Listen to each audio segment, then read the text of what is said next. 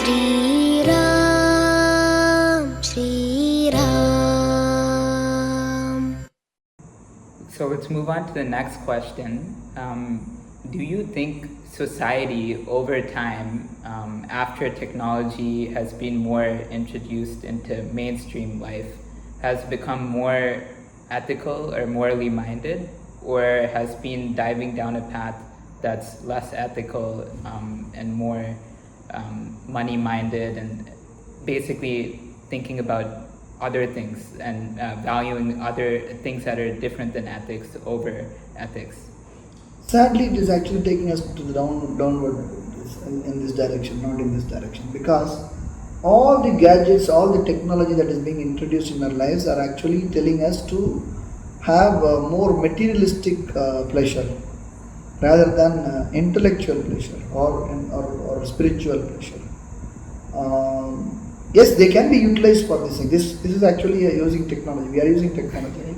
So I can't blame technology all saying that it is all wrong.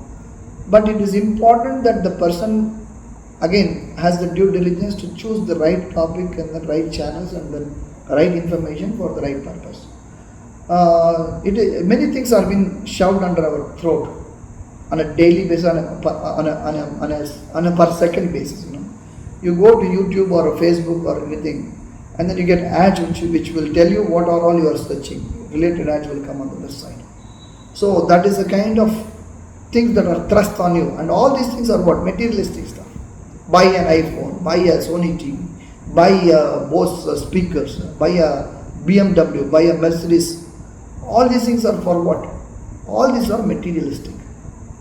They don't teach you or they don't shove into your throat the good things that is required for a human to become mature. We become rich. Becoming rich is not becoming mature. Economically, our status increases, but spiritually, are we increasing? Is the question that we should keep asking. Why is it important to have a spiritual increase? Why cannot I just have a material pleasure? I cannot stop you. But what happens is what you should see. You can see around you what is happening to somebody who is only living in a materialistic world. One fine day you die. Right? When you die, do you take anything? You don't even tell anybody that you're going to die. You just die. And then you go away. You are gone forever. So this material thing is not something that is, only Sanatana Dharma tells that something that is valuable is there in this life that you can carry on to the next life, or to get liberated from this birth death cycle. Last time itself we spoke about birth death cycle. Unless otherwise you understand that the deeds that I do today is going to have an impact on me tomorrow, you are never going to look into things from a non-materialistic perspective. Right? The deeds that you are going to do today, if you are not a spiritual person, all the things that you do today is going to be having a better materialistic life tomorrow. If I have a Maruti 800 today, I want a Mercedes Benz tomorrow. That is the probably kind of a thought that you have. But if you have spiritual life, you are not only talking about tomorrow, you are also talking about the next birth. When the Atma leaves this body, it catches another body and then it's reborn, as per Sanatana Dharma. It takes along with it certain things. What is that? The Papa and Punya it takes along with it. The Punya is the good results of the good deeds, and the Papa is the bad results of the bad deeds. So these are all two accounts. One is a positive account, and another is a negative account. This account is attached to the Atma, not the body. So when the Atma goes from this body to another body, this account gets transferred there. So it is continuing. So you make sure that you spend enough positive balance than the negative balance. So you have a conscious thing that is there in your mind to improve your positive balance rather than the negative balance. Materialistic life gives you more negative balance, unfortunately, because you want to hook or crook become a rich fellow. Hook or crook, you want an iPhone. That is why people, even though they will be making, let's say, 7,000 rupees or 8,000 rupees a month, they take EMI, equated monthly installments, and then they take on loan an iPhone. In America, iPhone comes for free with a service provider. In India, it doesn't. Right? So here they spend money unnecessarily on, because the banks, which is funding, they give you an attractive package, only 10 rupees a day they will advertise. Only 100 rupees a day they will advertise. 100 rupees a day may be looking small, but over a month it is 3,000 rupees. Of 7,000 rupees you make, 3,000 rupees you spend on iPhone. It's nonsense. So the materialistic things that are shoved under our throat is only making us bankrupt, both morally as well as economically. So, to answer your question, technology is good so long as it is utilized for the upliftment of a person. Upliftment not from the materialistic perspective, from a more spiritual perspective, from a more moral perspective, ethical perspective. How was I doing my business yesterday? Am I doing it better, more ethical today? How did I do my conduct yesterday? Am I doing it more morally today? The example that we spoke about, donating some money to somebody, it's a good deed. I give you $100 a month for your Goshala, let us say. Am I increasing in my responsibility? Is something that you should ask. Last month I donated. This month I will visit and then donate. Next month I will visit, take care of a cow and then donate. The next month I will probably have a cow in my house. That is a growth. That is also a growth. I am only saying month. It can be years, it can be decades also, doesn't matter. But so long as you put yourself in that path of an upward trend, where your deeds are also morally and ethically elevating, rather than saying, okay, this world is corrupt, so let me also be corrupt. That is a loser's attitude. As a youngster, I will tell you that it is possible for us to live in an ethical and moral way, wherever we are working, whatever we are doing. It is your vairagya, that is self-will and self-confidence and self-belief, that will ensure you that you can implement what you believe in. You don't have to take shortcut paths. You don't have to do that. If, for example, in an IT world, there may be a delivery tomorrow to the customer. There is a bug in your program, and you can't deliver without a bug. You can do one of two things. Instead of saying that, not talking about the bug and then delivering to the customer and let him assuming that you will fix it before he discovers it. What you can do is you can tell the customer known bugs. These are all my issues. So please use it knowingly. You can say that, or you can say, give me 2 more days. I will fix it. Customer may be upset, but that's the reality. You are having a moral ground. You are having a moral responsibility. You are caring for the customer, rather than dumping some junk software on him.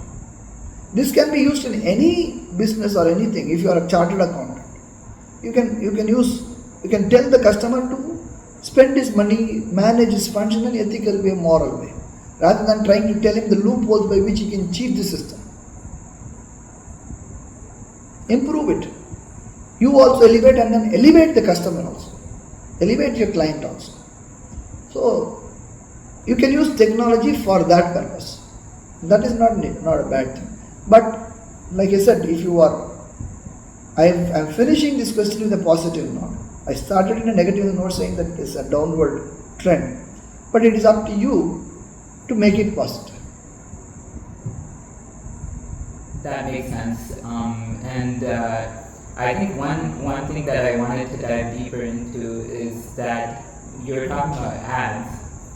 And one thing that I've noticed is that there's so many different ads that are popping up. I mean, who knows? I mean, maybe some ads are irrelevant, some ads may not be relevant, don't they increase materialistic desires and create a society where we're all desiring for stuff that's materialistic, or we become more materially minded naturally by just seeing those ads that are popping up on our screen or wherever it is?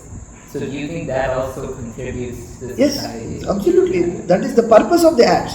The purpose of the ads is to ensure that they put something in your mind so that you spend your money. That is the purpose. Otherwise, what's the point of ads? You should know that somebody trying to sell something is actually trying to take your money away from you. That is all he is trying to do. I try to sell a telephone to you, that means I am actually trying to take money from you. So I profit by giving you something which is lesser than that actual value that I am getting. If let's say if I am selling something, a book to you for 100 rupees.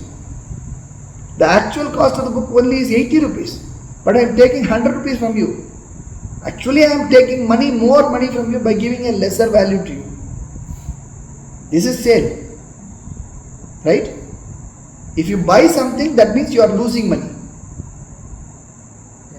So you should be aware of this. I am not saying you should not at all buy anything. Obviously some things that you cannot make on your own, you should buy. Buying books is always good. Not a problem. You can pay money as much as you want for the right books.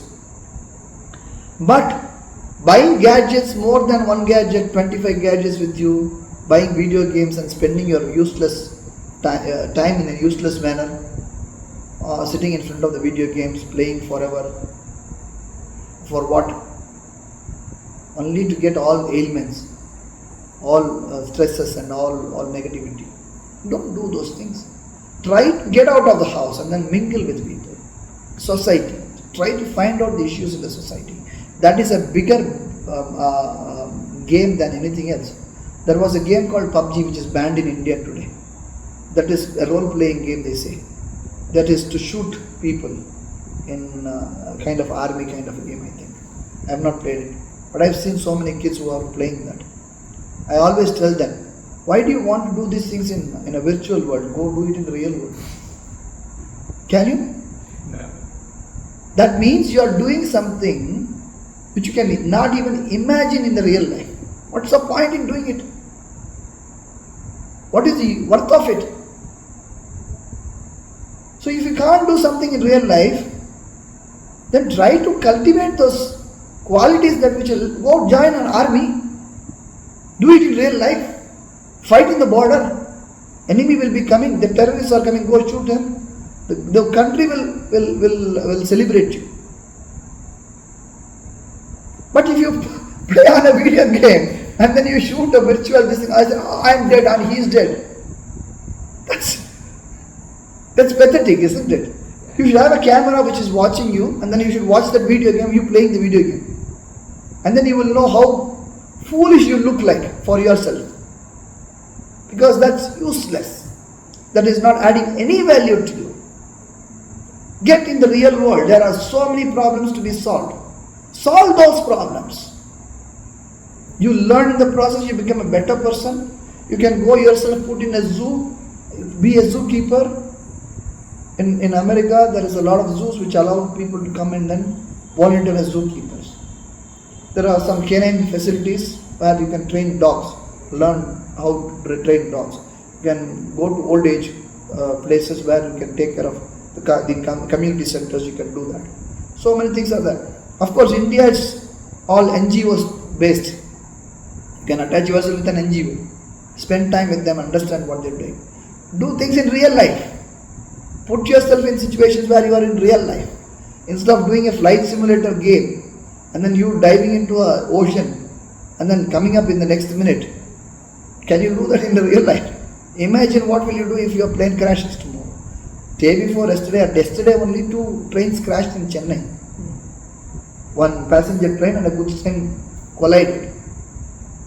Try to figure out how do you come out of such a situation. You should come out, you should help others also. That makes you a man. That makes you a better person. So instead of wasting your time on the materialistic things, the ads that you see, and again, I'm not saying you should become a sannyasi. I am only saying become a better person. Many times people misunderstand me, that thinking that I am asking them to get rid of all the pleasures that they have in their life. I am saying get rid of them slowly, but increase the other pleasure also, which is a blissful life, the long-lasting pleasure, which is Kaikarayam to Perumal, which will give you happiness forever. Try to find out, understand, enjoy it, experience it, then only you will know. Of course, you should enjoy it in the right atmosphere. That is why satsanga is important. To be together in the right group is very important. You have to select the group. And that is the process. That is the next level. Level 1, you are associated with the group. You find some issues. Level 2, you know that these groups are functioning this way, so you are better. Level 3, level 5, you win the game. This is a real life role-playing game. This is not role-playing game, this is role-playing. And to indulge in such things. There is a lot of opportunities available in this world. Don't sit in a couch and then become a couch potato. I think that's a great message in today's generation again, because at the end of the day, this world is filled with so many distractions, and it's like what happens, people in India, they watch cricket match, they comment on the cricketers, they cannot even face one single ball in their life in real time, but they will be commenting on Sachin Tendulkar and Hoover. As what kind of a game this is, they will say. Get into the world, real world, face. There are so many facilities available. Get yourself into a nets. Try to put your pads on and then face one cricket ball which is coming at 120 kilometers per hour towards you. And then feel the pressure. Really you experience. You may not become a Sachin Tendulkar in your life, but at least you will know the pains that has been taken by the sports person. Sports is an easy way for which you can increase yourself physically as well as spiritually and morally.